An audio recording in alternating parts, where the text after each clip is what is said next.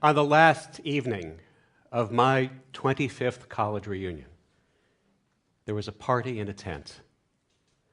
There was dancing and music and noise, so much noise that a lot of us started to drift out of the tent so we could hear each other talk and catch up with classmates that we had not seen in more than 2 decades.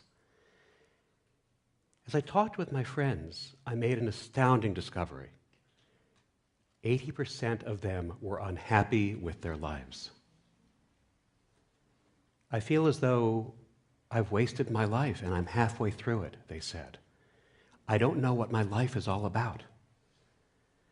Now, I was privileged to go to Yale, and we were standing on a summer evening in the middle of Yale's old campus, and the people that I was speaking with were privileged and highly educated and financially well off and in positions of power. And they had the first house and the second house. And they had the first spouse and the second spouse. And 80% of them were unhappy with their lives. Who was happy, the 20%?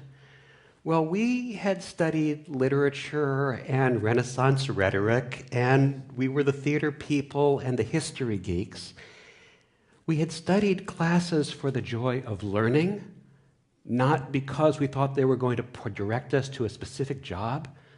We still got jobs. We were living our lives expansively with life's ups and downs, and we did not feel that we had wasted a single minute. And as I spoke with the 20%, the happier 20%, I discovered that each of them knew something about their life purpose because they knew 5 things: who they were, what they did, who they did it for, what those people wanted or needed, and what they got out of it, how they changed as a result. Does that sound hard?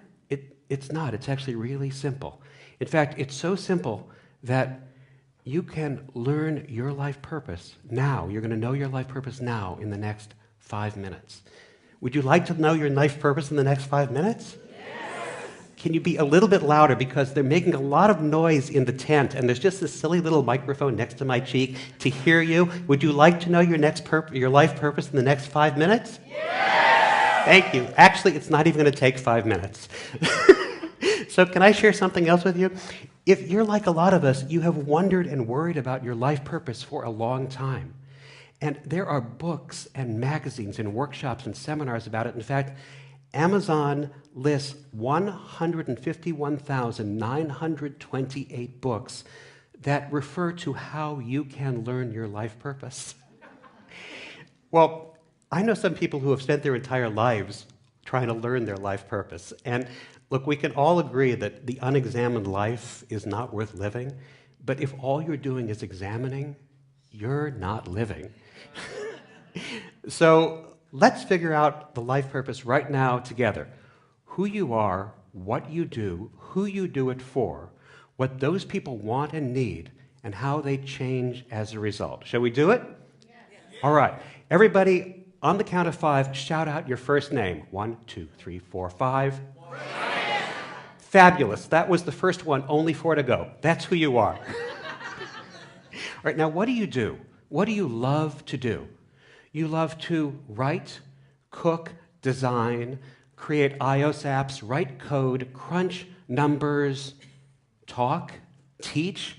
What do you love to do? And if there's a lot of things that come up for you, focus it down by asking yourself this one question. What is the one thing that right now you feel supremely qualified to teach other people?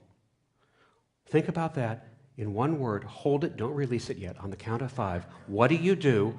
1, 2, 3, 4.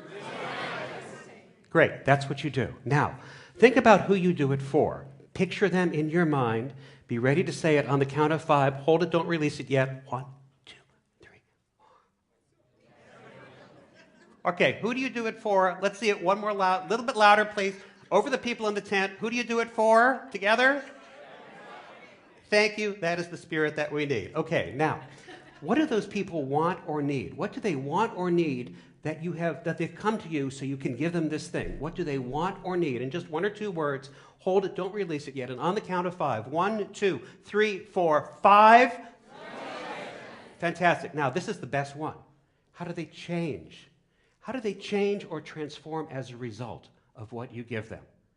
On the count of 5, how do they change or transform as a result of what you give them? 1, 2, 3, 4, 5. Terrific. Now, we're going to put this all together kind of in a sentence, okay? Everyone together, louder than the people in the tent. Who are you? What do you do? Who do you do it for? What do they want or need? How do they change as a result? Fantastic. You have all just done something that people who went to Yale could not figure out for 25 years. Congratulations. Give yourselves a hand. Now, why is that formulation so powerful? Because of all those 5 things that you need to know what your life purpose is, only 2 are about yourself. The others, 3 of them, are about other people. Who they are, what they want or need, and how they change as a result. That formulation forces you to be outward-facing. And all the happier people that I met outside the tent on that warm New Haven night, they were outward-facing, they were not inward-facing. They knew very clearly whom they served, what those people needed, and how those people changed as a result. And you may have intuited this already, that the most successful people in any field always focus most on the people that they serve than on how they are served themselves. Happier people make it a point to make other people happy and do things that make them feel well taken care of and secure. If you make other people happy, life teaches us we will be taken care of too. So since you all did so well, we have time for just a little bit of extra credit. One of the most difficult things that happens when you meet people for the first time is they ask you this question. So what do you do?